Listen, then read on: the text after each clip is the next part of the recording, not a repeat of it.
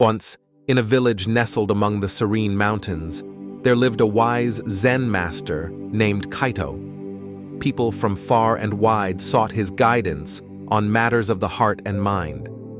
One day, a troubled young villager approached Kaito, burdened by the toxicity of others. "Master," the villager sighed, "I am surrounded by toxic people whose words sting like arrows. How do I find peace amidst their chaos?"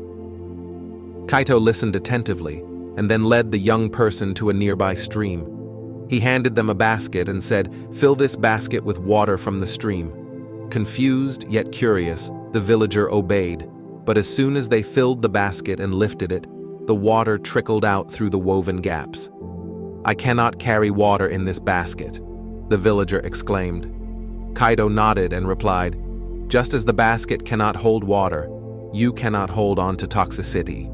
Recognize that their negativity is like water passing through the basket. It's not yours to carry." The villager pondered on these words.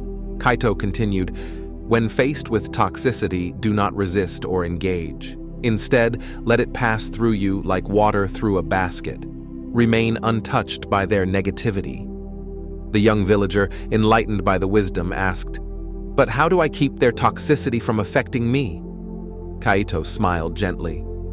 "Cultivate your inner garden, just as a tree is unharmed by the storms when its roots are deep.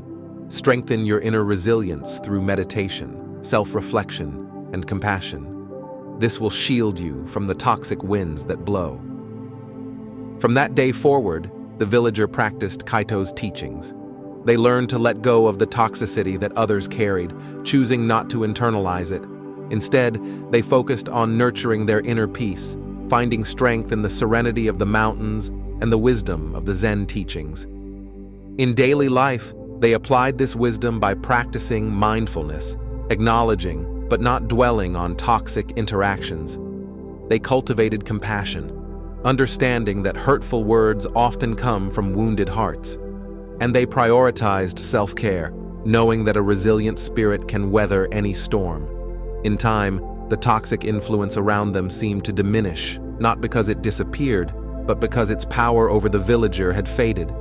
And like the basket that allowed water to pass through, they remained untouched, carrying only the tranquility and wisdom they had cultivated within.